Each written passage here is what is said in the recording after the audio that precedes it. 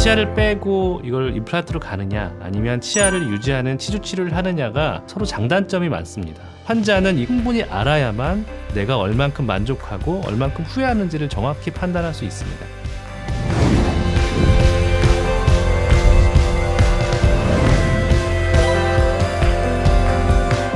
안녕하세요. 연세대학교 치과대학 치주과학교실 이중석 교수입니다. 제가 근무하는 곳이 이제 대학병원이다 보니까 여러 치과의원에서 진료를 받다가 오시는 경우가 많습니다. 그런 분들은 본인이 생각할 때 치아를 빼지 않았으면 좋겠는데 치아를 빼자라는 얘기를 너무 많이 듣고 오시는 분들이 많아요. 물론 이렇게 오시면 정말로 많이 안 좋은 상황들이니까 치과 의사들이 뽑자고 하는 경우가 있습니다. 그런데 충분한 설명을 이해 못했다라는 동의하지 못한다라고 결국 찾아오시는 분들이거든요. 환자가 어떤 걸 중요하게 생각하는지를 얘기를 드리고 나면 내가 충분히 이해를 했다. 이해를 하고 나서는 이제는 나는 뽑는 게 낫겠는데요 라고 얘기하시는 분도 있고요. 환자는 같은 의사결정을 하더라도 충분히 설명을 듣고 자기가 선택하는 것이 된다면 치료의 결과가 어찌 됐던 만족도 증가 그리고 후회도는 더 감소할 거라고 예상이 됩니다.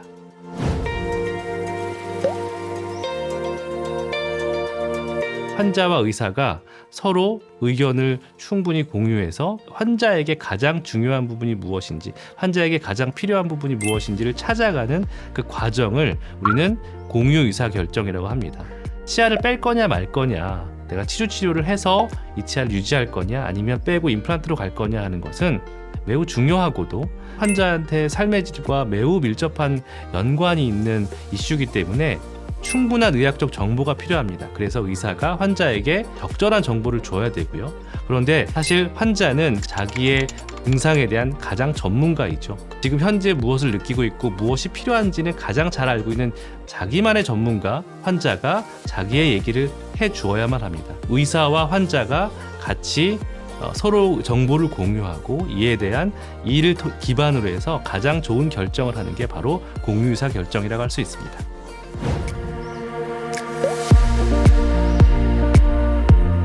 공유의사결정 임상연구 과제를 하기 전에 공유의사결정 프로토콜을 확립을 했습니다.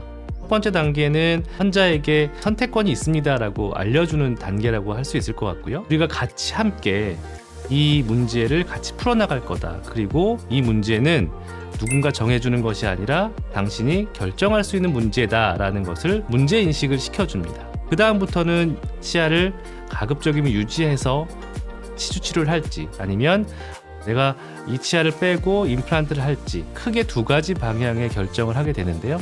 환자가 갖고 있는 현재 임상적인 상황 4가지 정도로 구분을 해서 그 4가지 구분에 따라 의학적 정보를 모아서 알기 쉽게 정보를 제공해 줍니다.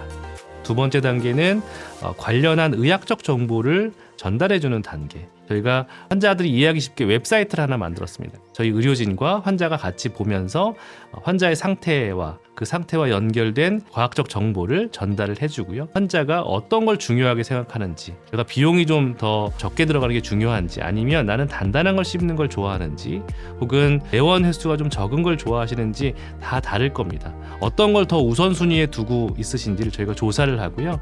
그에 따라서 각 치료 옵션에 따른 관련한 정보들을 제공을 해줍니다. 이에 대한 충분한 이해를 통해서 환자가 조금 더 좋은 결정을 할 수 있도록 유도를 해줍니다. 세 번째 단계는 이 환자의 가장 중요한 선호 가치를 저희가 파악을 해서 그거를 중심으로 의사결정을 하는 세 번째 의사결정 단계, 이렇게 3가지로 이루어지고 있습니다.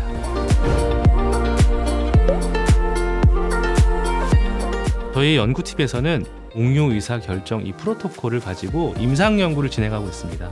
11개 치과대학 모두가 참여를 하고요. 총 12개 기관에서 임상연구를 진행하고 있습니다.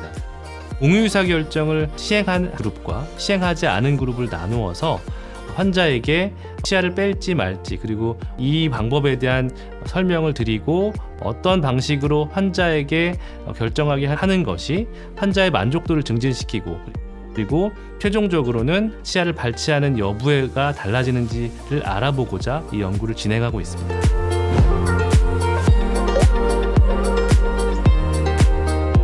환자는 이거를 충분히 알아야만 내가 얼만큼 만족하고 얼만큼 후회하는지를 정확히 판단할 수 있습니다. 그렇기 때문에 공유의사 결정을 통해서 궁극적으로는 환자들이 본인의 권리를 더 많이 찾아갔으면 하는 것들이 첫 번째이고요.